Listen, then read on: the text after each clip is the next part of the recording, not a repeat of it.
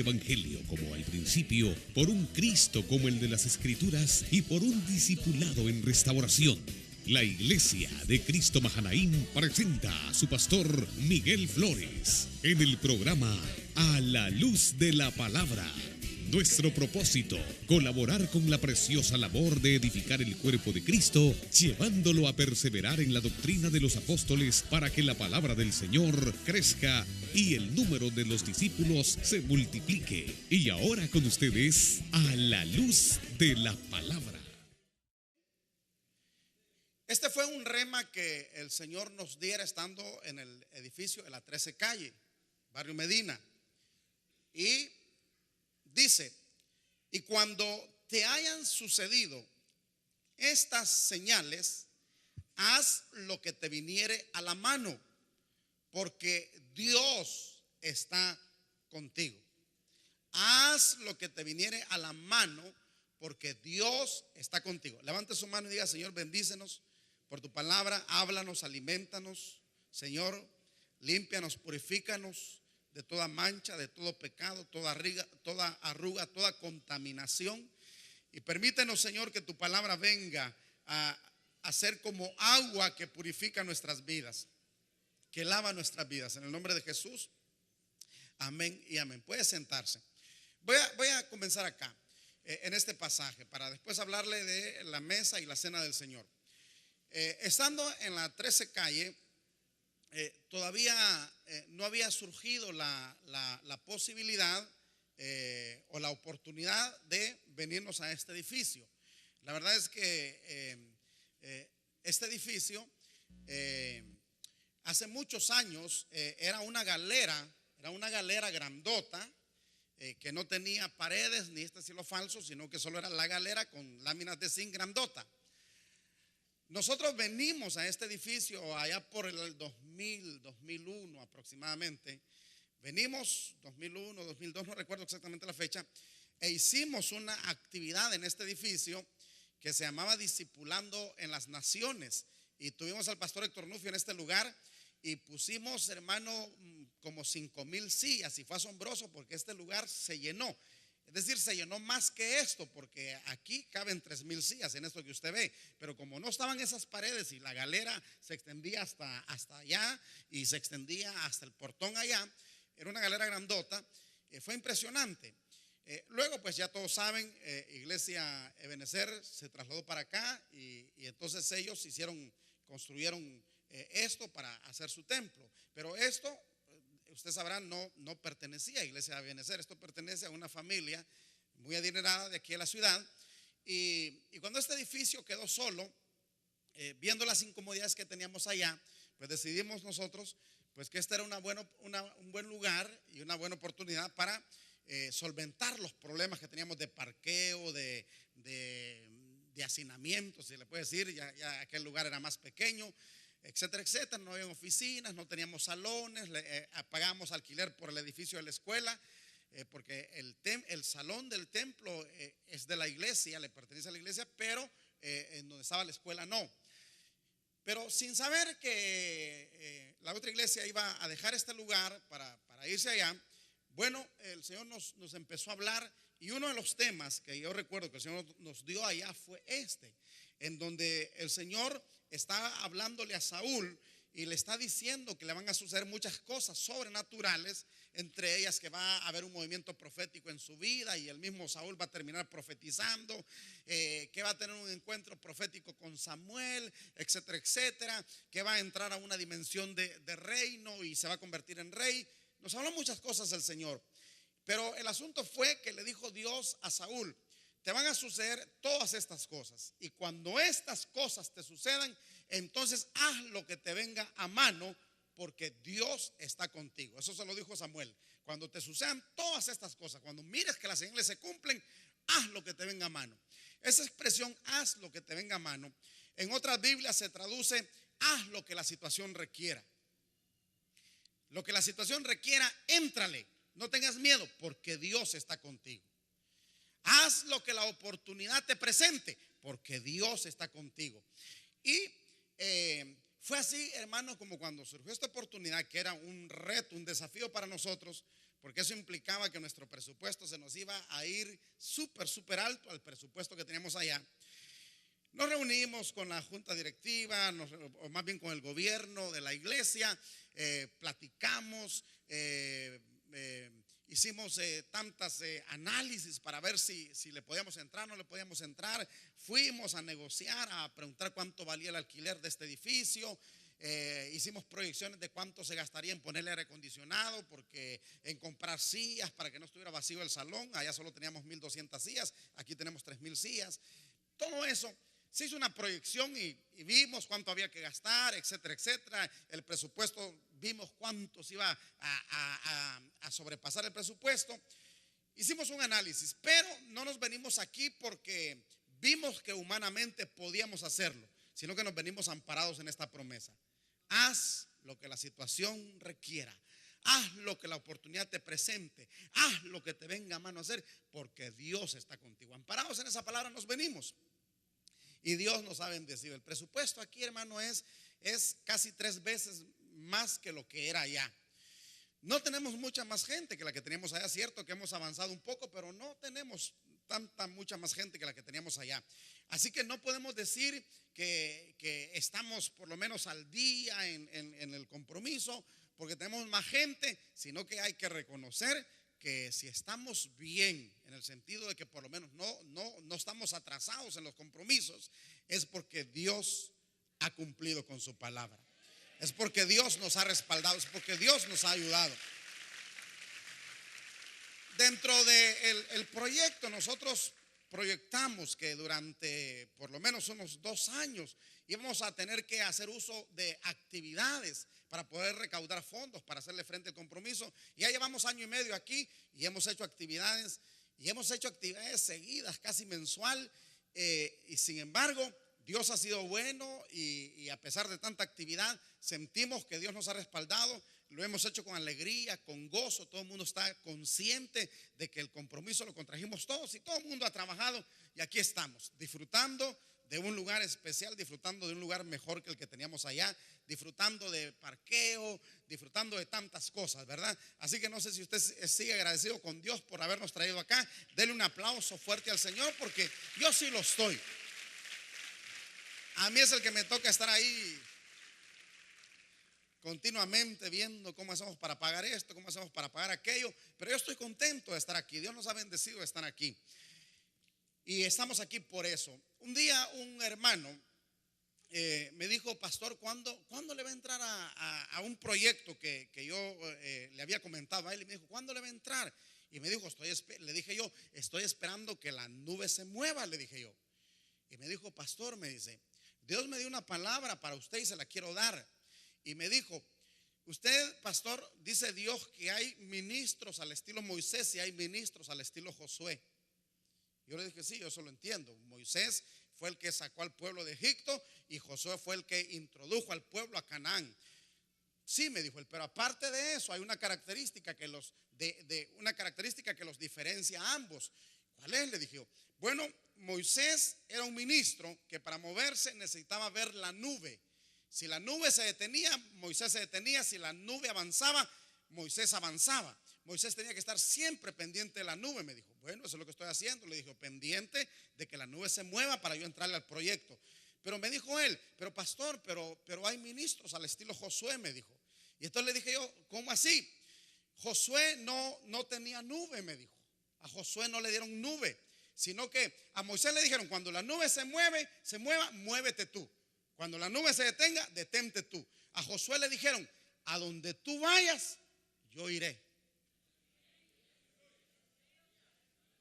Y me dijo: Josué no necesitaba nube. Josué lo que necesitaba era ir para que Dios fuera a donde él fuera. Y me dijo: y dice Dios que usted es ministro igual que Josué, que no esté esperando nubes, sino que vaya. Y a donde usted vaya, ahí Dios va a ir con usted. Tomé esa palabra porque casualmente Dios me estaba hablando de esto a mí. De haz lo que te venga a mano, haz lo que la ocasión requiera, no temas, porque Dios está contigo. Y yo creo que Dios está con nosotros, Dios está aquí, Dios nos ha bendecido, nos ha respaldado, y estamos conscientes que lo que necesitamos es avanzar para que Dios avance. Dígale que está a la par, nosotros somos ministros, somos una iglesia al estilo Josué. Lo que necesitamos es caminar y Dios camina. Si nos detenemos, Dios se detiene. Dile que está a la par, compártele para que se le quede grabado que lo que necesitamos es andar y Dios anda. Nos detenemos, también Dios se detiene con nosotros, porque Él dice: si tú vas, yo voy. Diferente que Moisés, ¿verdad? Muy bien, basándonos en esto, yo le quiero hablar de lo que el hermano José me propuso, pero antes quiero hablarle de esto. Mire, hemos hablado siempre de la cena del Señor de la Santa Cena, y lo hemos visto de un ángulo nada más. Pero la Santa Cena, hermano, tiene 3 puntos que se los voy a mostrar a usted rápidamente. Número 1, la Santa Cena tiene relación con el pasado, con nuestro pasado. Número 1. Número 2, la Santa Cena tiene relación con nuestro presente. Y número 3, la Santa Cena tiene relación con nuestro futuro.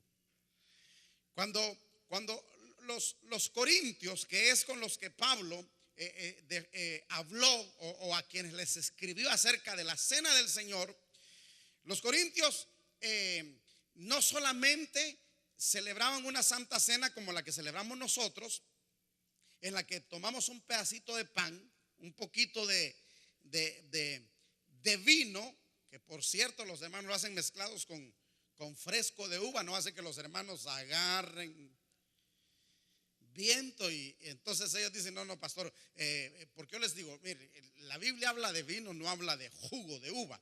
Entonces yo sirvo la Santa Cena con vino, pero ellos siempre lo diluyen con fresco de uva para que los hermanos no continúen después la fiesta, ¿verdad? Pero aparte de hacer eso, los corintios, de tomar la cena en ese sentido, también los corintios tenían por costumbre algunas veces hacer una cena completa, en donde literalmente se servía un platón y se comía y tomaban, etcétera, etcétera, y convivían, compartían. Y precisamente eso es lo que da pie a que el apóstol Pablo los reprenda, porque en una de esas comidas ellos cometieron el error de que el que mucho tenía llevaba a la iglesia, llevaba suficiente alimento y delicado y fino y comía, pero al pobre no le daba nada. Y allá el pobre llegaba con frijolitos y con tortillas duras y con pan a saber de cuántos días y con un huevito. Y entonces el pobre era humillado por el rico, porque el rico hacía gran banquete en la iglesia y el pobre allá, hermano, más que viendo sus frijolitos, viendo para la mesa del que tenía mucho, para ver si allá le hacían así, pero no había forma, según lo que dice la Biblia, no había forma. Entonces Pablo los reprende. Muy bien, ¿por qué sucedían estas cosas? Porque en el principio la iglesia entendió estos 3 puntos que le voy a explicar: que la Santa Cena tiene relación con mi pasado, la Santa Cena tiene relación con mi presente y la Santa Cena tiene relación con mi futuro. El hermano Ismael Paz, nuestro pastor y apóstol, tengo que decirlo así porque él ya ha sido reconocido por Misión Cristiana Link como apóstol, nos compartió algo de esto.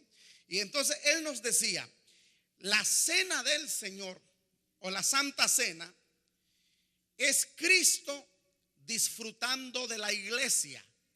Por eso en la Santa Cena se hace una invitación a autoexaminarse, se hace una invitación a hacer arreglos, a pedir perdón. La Santa Cena, en donde Cristo disfruta a la iglesia, es un momento en el que la iglesia cierra sus ojos, se autoexamina y ve si no anda mal, si no está si no está desconectado del cuerpo, porque de lo que se trata aquí es de discernir el cuerpo del Señor, es de asimilar el cuerpo del Señor, es de que se amalgame el cuerpo del Señor. Pero si hay un pleito, si aquel no le habla a este, si el otro se peleó con aquel y aquel yo no me llevo con él y donde está él yo no voy, entonces no estamos discerniendo el cuerpo del Señor, no estamos amalgamando el cuerpo del Señor, no estamos haciendo cuerpo, porque los miembros para hacer cuerpo tienen que estar unidos. Cuando los miembros se desmembran, no hay cuerpo. Entonces, por eso la Santa Cena, en donde Cristo disfruta la iglesia, es un momento que debe llevarse por el rumbo espiritual. Es un momento que debe llevarse por el punto en donde no podemos estar platicando el uno con el otro, sino que concentrados en mi propio examen, examinándome a mí mismo. ¿Por qué? Porque en ese momento Dios me está dando la oportunidad de que si yo tengo problemas con mi esposa, ahí mismo yo, mija, perdóname, mija, no te quise tratar mal, mira, perdóname porque esos días he estado indiferente contigo. Ese es el momento. Es el momento para que hermanos, que muchas veces los hermanos como pelean entre sí, ¿verdad? Estoy hablando de hermanos en la carne, se acerquen y se pidan perdón. Mira, hace 15 días pues te traté mal, hace 15 días pues te grité, etcétera, etcétera. Es el momento de unir lo que está desunido. Es el momento de discernir el cuerpo del Señor. Y por eso es un momento que más que compartir, platicar y reírnos, es un momento de llorar, es un momento de lágrimas, es un momento de silencio, en donde el Espíritu Santo se le debe dar tiempo para que Él vaya y haga y redarguya a la persona. Por eso quiero pedir a los que ministran Santa Cena, porque aquí yo no ministro la Santa Cena, porque le doy lugar a los ancianos para que ellos ejerzan funciones de altar.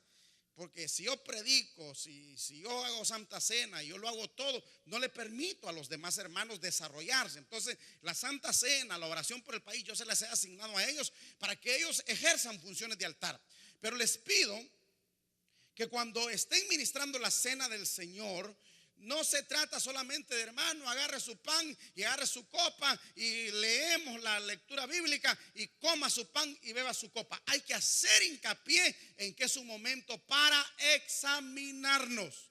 Es un momento de agachar la cabeza, cerrar los ojos y dejar que el Espíritu Santo te diga: ve y pídele perdón a tu esposa. Ve y pídele perdón a tu hermano. Ve y pídele perdón a tu anciano. Ve y pídele perdón al pastor del cual has hablado, etcétera, etcétera, del cual has murmurado. Ve y pídele perdón a quien sea, pero no te atrevas a comer el pan y a beber la copa si no estás discerniendo el cuerpo del Señor, si no estás uniendo el cuerpo del Señor, si no estás dispuesto a unirlo y lo quieres mantener dividido, no la tomes, porque te va a causar mal la cena del Señor. Entonces los ancianos, los que pasan aquí a ministrar, deben de tomar un buen tiempo para ministrar y llevar al pueblo a reflexionar. Y si alguien tiene que decir: pastor, perdóneme, necesito hacer una llamada ahorita, permítame sacar mi teléfono. ¿Y por qué? Voy a llamar a mi esposo para pedirle perdón. Él se quedó en la casa y yo me vine porque estamos enojados y quiero tomar la cena dignamente. Voy a llamar a mi esposo para pedir perdón. ¿Por qué? Porque cuando decimos que la Santa Cena tiene relación con el pasado, es porque la Santa Cena es una oportunidad que el Señor nos da a través de una ordenanza o sacramento, como algunos lo llaman, de poder cuantas veces uno quiera, porque eso lo dejó, dice ahí, cuantas veces quieras, dice. O sea que si queremos tomar la Santa Cena cada semana, lo podemos hacer. Si la queremos tomar cada 15 días, lo podemos hacer. Si la queremos tomar una vez al mes, lo podemos hacer. Si la queremos tomar cada 6 meses, lo hacemos. Si la queremos tomar una vez al año, también. Pero el criterio ministerial en Misión Cristiana Elim se determinó que lo hiciéramos una vez al mes, que un mes es suficiente como para haber hecho una que otra cosita de la cual tenemos que pedir perdón. Y lo que nos presenta la Santa Cena es la oportunidad de que has estado fallando, has estado haciendo las cosas no bien. Bueno, cada mes se te presenta la oportunidad de que tú te arregles, te hagas un examen y te arregles. No que Cristo va a volver a ser sacrificado, porque la Santa Cena solamente es un acto recordatorio, es un acto memorial. Haced esto en memoria de mí. No es que Cristo vuelve a ser sacrificado, no es que Cristo vuelve a derramar sangre. No, Él ya derramó sangre por tus pecados de pasados, presentes y futuros. Pero eso no quiere decir que porque Él ya pagó por esos pecados, yo voy a cometer el pecado y no voy a pedir perdón. Yo voy a ofender a una gente y no le voy a pedir perdón porque ya Cristo ya me perdonó. No, la Santa Cena es para traer a memoria el sacrificio de Cristo y aprovechar para hacer arreglos internos. Amén. ¿Cuántos dicen amén? Muy bien. Entonces, en ese contexto, cuando lo hacemos así, la Santa Cena tiene relación con mi pasado, pero también tiene relación con mi presente. ¿En qué sentido? En el sentido de que también se puede hacer, y ya esto se convierte, ya esto se le podría cambiar el nombre, y más que llamarle Santa Cena, se le podría llamar la mesa del Señor. ¿En qué sentido? En que la mesa del Señor es el momento en que la iglesia disfruta a Cristo. La Santa Cena es el momento en que Cristo disfruta a la iglesia. ¿Por qué? Porque cuando la iglesia está en autoexamen, el Espíritu se mueve. Y es el Espíritu fluyendo, es Dios fluyendo, es Dios disfrutando de su iglesia que se está limpiando, de su iglesia que se está quitando contaminaciones, manchas y arrugas. Es Dios fluyendo. Pero en la mesa del Señor, que es diferente porque aquí sí se hace una comida completa. Entonces es la iglesia disfrutando de Cristo. Lo otro es Cristo disfrutando a la iglesia. Esta es la iglesia disfrutando de Cristo. ¿En qué sentido? En que ahí hablamos, ya ahí no hablamos con relación al pasado, ahí nos pasamos con relación al presente. Entonces, fíjese, déjenme darle un punto más acerca del pasado. En relación con el pasado, la Santa Cena es para recordar, hacer en memoria. La palabra es anamnesis, de donde viene también la palabra amnesia, que quiere decir perder la memoria, ¿verdad? Perder los recuerdos. Pero anamnesis nos habla no de perder la memoria, porque eso es amnesia, sino anamnesis es traer a memoria. Amnesia es perder la memoria. Anamnesis es traer a memoria. ¿Qué es lo que vamos a traer a memoria? El sacrificio aquel que hace 2000 años Cristo hizo en la cruz del Calvario por mí. Y al mismo tiempo, al examinarme, traer en memoria mis faltas. Eso estoy haciendo en la cena del Señor. Y entonces, en esa cena también la iglesia al principio lo usaba como acción de gracias, de donde viene la palabra Eucaristía, que usted oye en otra iglesia, ¿verdad? Pero le llaman a eso, le llaman la Eucaristía. ¿Qué quiere decir Eucaristía? Quiere decir acciones de gracia en griego. Acciones de gracia, ¿por qué? Por su salvación, por su perdón, por mi liberación, porque me sacó del pecado, porque me sacó de la esclavitud, porque me sacó de Egipto. En ese momento, la Santa Cena, que es con relación al pasado, entonces yo puedo también tener acciones de gracias. Y decirle, Señor, gracias porque vine a esta Santa Cena creyendo que tal vez era el último día que iba a venir, pero ahora me voy fortalecido, ahora me voy lleno, ahora me voy perdonado, porque a través de ese momento en que Cristo está disfrutando de su iglesia, yo fui tocado por el fluir, y en vez de perderme, más bien vine a pedir perdón y a arreglar mi vida para continuar viviendo esta vida maravillosa que solamente en Cristo podemos encontrar. Entonces ahí es donde viene la acción de gracia, la Eucaristía. Muy bien, pero dejemos ahí la relación al pasado. Vámonos con relación al presente. Con relación al presente, la palabra que se utiliza ahí para la cena del Señor es koinonía. Ya no es Eucaristía, ya no es anamnesis, sino que es koinonía. Y koinonía significa participar. ¿Participar de qué? Participar pues de los bienes que la muerte de Cristo nos da. Pero también es participar de la fiesta cristiana. Es participar de la comunión con Cristo, pero participar de la comunión con los hermanos. Porque, hermano, el venir a un culto es como venir a una fiesta, pero una fiesta cristiana, una fiesta de amor, en donde los que llegamos somos parte de un cuerpo, nos necesitamos, nos ayudamos y nos amamos. No, aquí no pasa eso. Aquí no se aman. A ver, ¿usted ama al que está a la par? Bueno, si son novios tal vez sí, ¿verdad?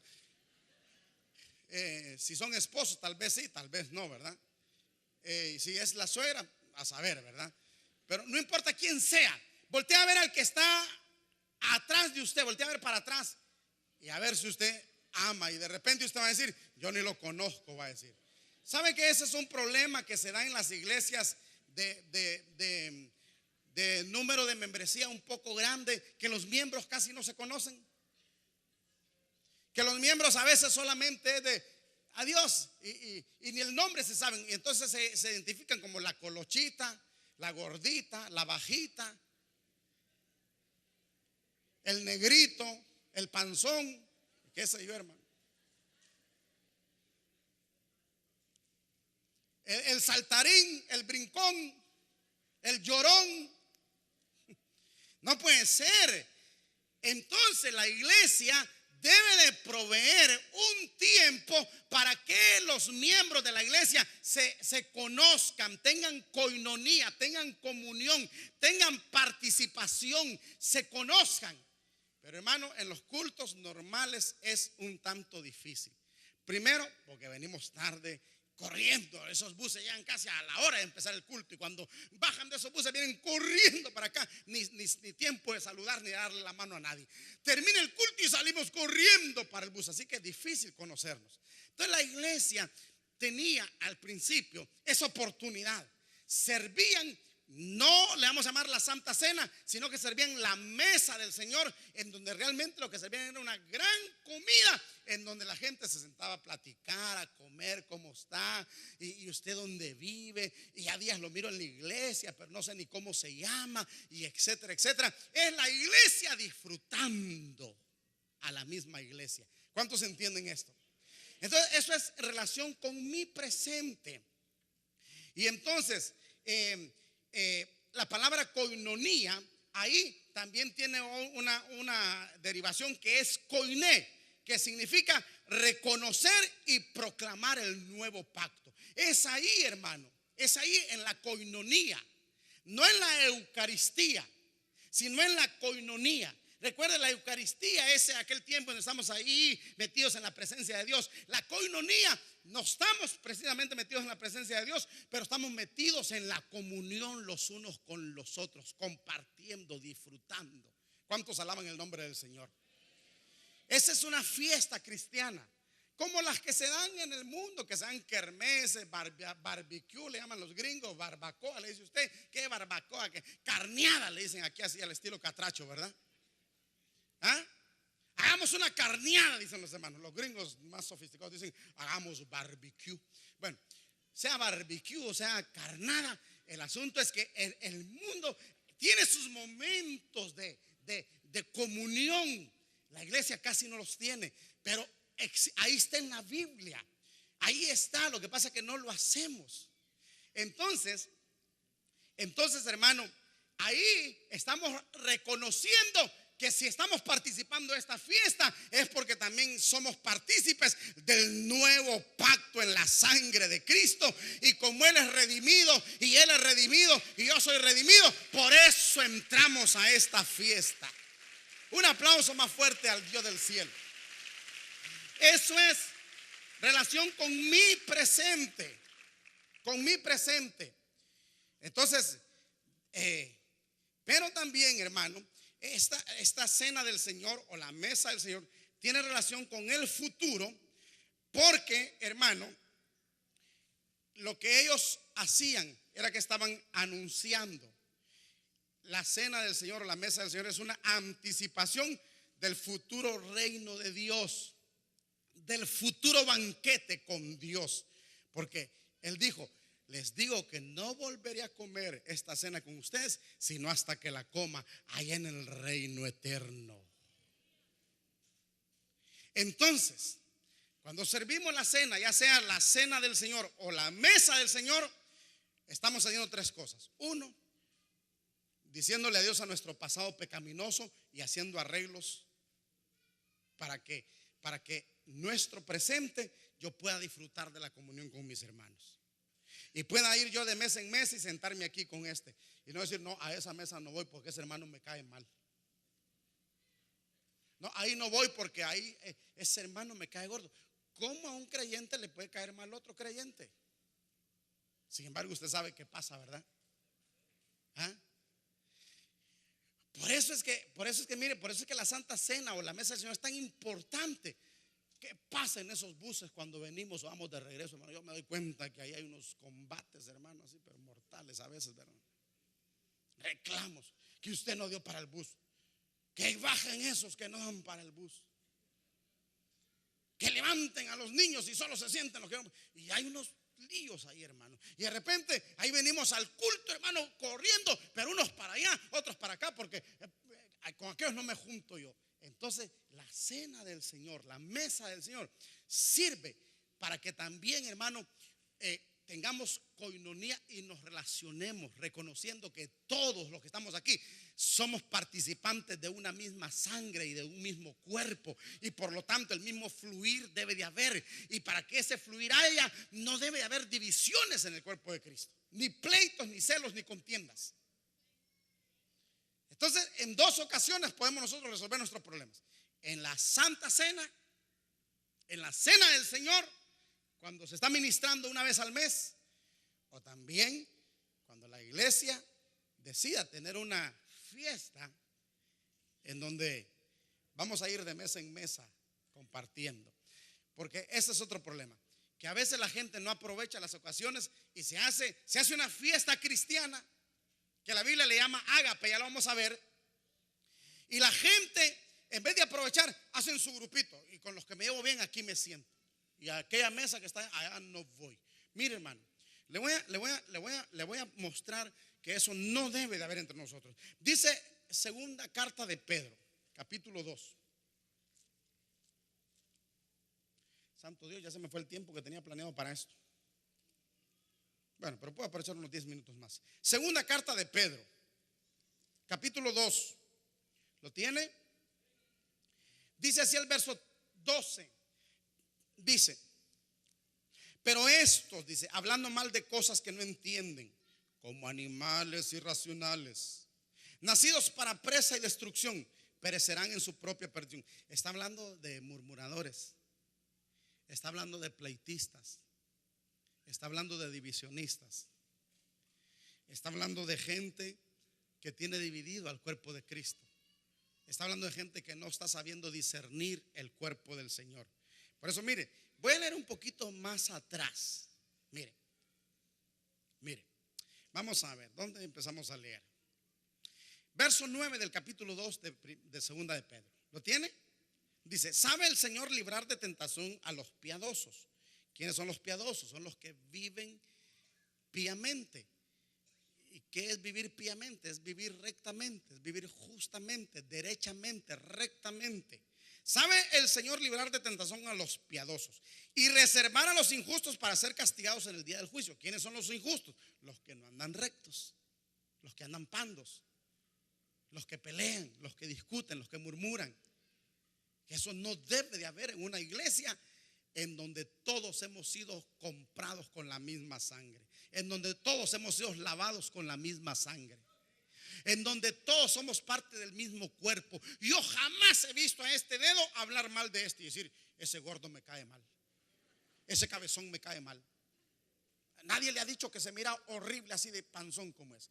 Jamás he oído a este. Nunca he oído a este diciendo: ese divilucho me cae mal, ese flacucho, yo no sé para qué está ahí ese flacucho. Jamás he oído yo a un miembro de mi cuerpo hablando mal de otro miembro de mi cuerpo. ¿Usted ha oído algún miembro de su cuerpo hablando mal?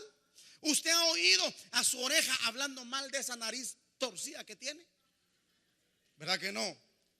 Porque aunque la tenga torcida, la oreja dice: no importa que esté torcida mi hermanita naricita, sin ella no podría respirar y no vendría el oxígeno que llega por la sangre hasta mí como oreja para mantenerme viva. Así que bendigo a Dios por esa nariz panda.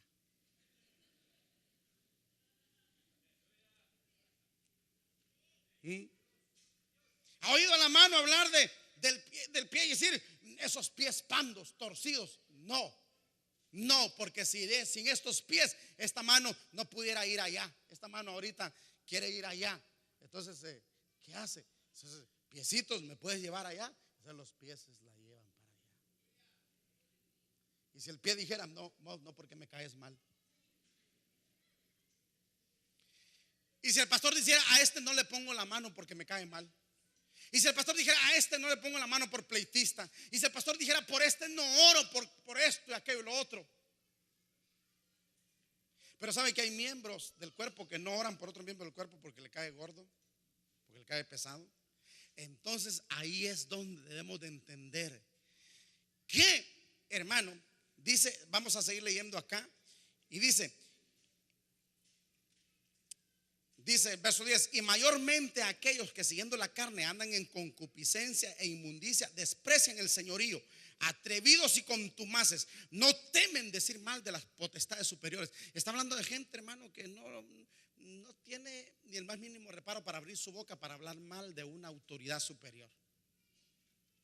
¿Saben que nosotros no debemos de hablar mal ni del presidente, ni del Congreso, ni de nadie? Son autoridades superiores. ¿Sabe que la Biblia me dice a mí que le pague tributo al Estado? Yo pago mis impuestos, no porque viera que me muero yo por ir a pagar mi impuesto sobre la renta o mi impuesto vecinal o catastro y todas esas cosas. No, es que la Biblia me dice que le pague tributo al que tributo, al que honra. Eso es pago por obediencia. Y no debo hablar mal de ellos y estar ahí criticando, sino más bien orando para que salgan del embrollo en que están. Por cierto, como mañana no hay discipulados, ¿verdad, hermanos ancianos de discipulado? ¿O si hay discipulado mañana? Ya no, ¿verdad?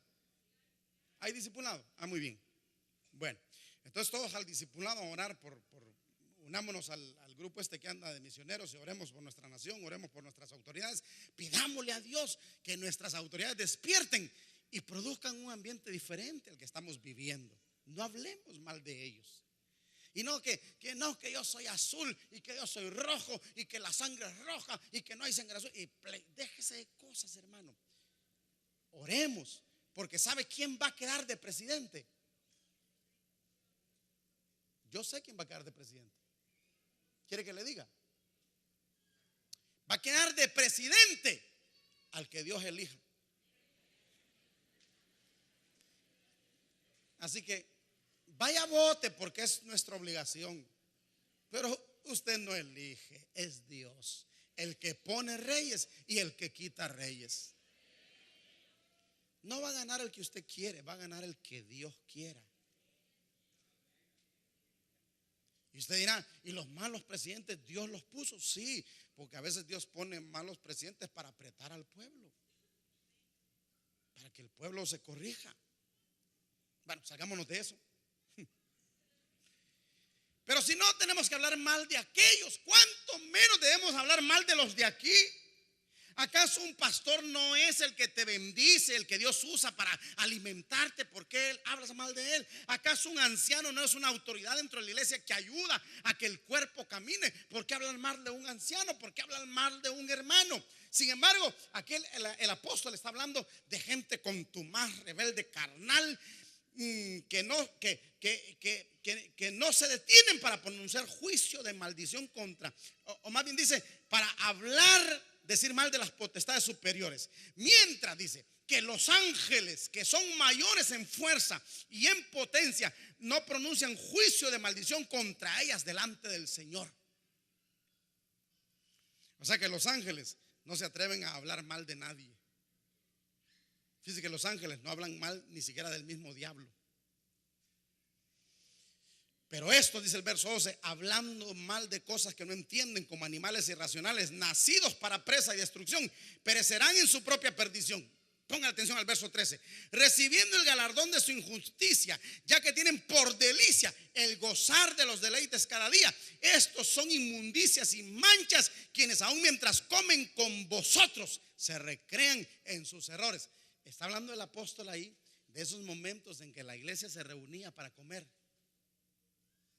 Y entonces venía el otro, el contumaz, el rebelde, el impío, y se metía en esas reuniones de convivencia de los hermanos, y ahí se ponía a hablar mal. Cuando ahí es para compartir, es para hablar de lo que Dios está haciendo, hablar de cómo Dios nos está guiando, cómo Dios nos está llevando. Hay gente que se mete. Sí, es que esto no debía ser así. Es que si yo fuera pastor, las cosas serían diferentes. Pues por eso es que no eres pastor, porque ¿sabes cómo tendrías la iglesia al revés? Aleluya. Y mire, estos aún mientras comen con vosotros. Ahí está mostrando que habían comidas. Pero le voy a mostrar todavía más detenidamente en Judas, verso 12, porque Judas solo tiene un capítulo. Véngase a Judas. Solo hay un capítulo, así que nos vamos a ir al verso 12 de ese capítulo. ¿Lo tiene? Dice así, mire hermano, fíjese esto, qué interesante. Verso 12 dice, voy a leer más anteriormente, dice, permítame. Voy a leer desde el verso 5. Mas quiero recordaros, ya que una vez lo habéis sabido, que el Señor, habiendo salvado al pueblo, sacándolo de Egipto, después destruyó a los que no creyeron. Y a los ángeles que no guardaron su dignidad, sino que abandonaron su propia morada, los ha guardado bajo oscuridad en prisiones eternas para el juicio del gran día. Como Sodoma y Gomorra y las ciudades vecinas, las cuales de la misma manera que aquellos, habiendo fornicado e ido en pos de vicios contra la naturaleza, fueron puestas por ejemplo, sufriendo el castigo del gran fuego eterno. No obstante, de la misma manera, también estos soñadores mancillan la carne, rechazan la autoridad, fíjese, y blasfeman de las potestades superiores. Imagínese, hermano. Pero cuando el arcángel Miguel contendía con el diablo, disputando con él por el cuerpo de Moisés, no se atrevió a proferir juicio de maldición contra él, sino que dijo: el Señor te reprenda. O sea, hermano, aquí Judas está diciendo que cuando Moisés murió, y usted sabe que Dios escondió el cuerpo de Moisés, y la razón por la que casi todos los teólogos piensan que Dios escondió el cuerpo de Moisés es porque si Dios, una vez que se llevó a Moisés en su espíritu, deja su cuerpo ahí, el pueblo lo hubiera embalsamado, lo hubiera convertido en un ídolo, y ahí hubiesen andado cargando aquel como hacen hoy día, que embalsaman a la gente y ahí la tienen. Entonces Dios, hermano, escondió el cuerpo de Moisés, pero el diablo dice que el diablo fue a querer agarrar ese cuerpo. El diablo quería meter quizás al pueblo en idolatría, y entonces Dios mandó a Miguel, el arcángel, a pelear contra el diablo el cuerpo de Moisés. Y cuando estaban ahí contendiendo por el cuerpo de Moisés, dice que el arcángel Miguel, no se atrevió a preferir juicio ni a hablar mal contra el diablo, sino que le dijo: el Señor te reprenda. Y el diablo, hermano, mire quién es el diablo. Pero este ser que conoce lo que es vivir, hermano, piadosamente, no se atrevió a hablar mal ni del mismo diablo, sino que dijo: el Señor sea el que te reprenda y te ponga en su lugar. Ahora, pero mire que sigue diciendo, verso 10. Pero esto, dice, está hablando de gente que no tiene respeto por nada. Dice: estos blasfeman de cuantas cosas no conocen, y en las que por naturaleza conocen se corrompen como animales irracionales. Ay de ellos, porque han seguido el camino de Caín y se lanzaron en lucro. ¿Qué pasó con Caín? Caín hablaba mal de Abel y lo terminó matando. Y se lanzaron por lucro en el error de Balaam. Balaam se fue tras de la doctrina de la prosperidad, se fue tras del dinero, y perecieron en la contradicción de Coré. Coré fue aquel que se atrevió a decirle al pueblo: miren, Moisés y Aarón no son los únicos, y a nosotros también nos usa Dios. ¿Por qué ellos se van a enseñorear de nosotros y solo van a decir si a nosotros también nos usa Dios? Trataron de poner al pueblo contra quienes Dios había puesto. Hermano, Dios te puede usar, Dios puede hablar por ti, pero si Dios no te ha puesto, no hables en contra del que Dios ha puesto. Porque eso pasó aquí, eso pasó con Coré. Ya sabe usted la historia, descendieron vivos al infierno, etcétera, etcétera. Y el verso 12 dice: estos son manchas en vuestros ágapes, que comiendo impúdicamente con vosotros se apacientan a sí mismos. Nubes sin aguas, llevadas de aquí para allá, etcétera, etcétera. Estos son manchas en vuestros ágapes. ¿Cuáles eran los ágapes cristianos? Eran esas comidas que ellos hacían para convivir, para compartir. Pero que el apóstol Pablo, va a cerrar mi Biblia, los reprendió a los corintios, porque en vez de hacer aquello una fiesta de todo el pueblo, los que tenían hicieron su propia fiesta y dejaron afuera a los que no tenían. Y mientras el que tenía salía satisfecho de la gran comida y bebida que se había dado, el otro salía insatisfecho. La Iglesia de Cristo Mahanaim presentó a su pastor Miguel Flores en el programa A la Luz de la Palabra. Estamos seguros que este mensaje ha sido de mucha bendición para tu vida. Si desea una copia del mismo en CD o DVD, puede solicitarla en la siguiente dirección: Iglesia Mahanaim Honduras, San Pedro Sula, segunda calle, segundo anillo de circunvalación. Esperamos contar con tu sintonía en el próximo programa. Mientras tanto,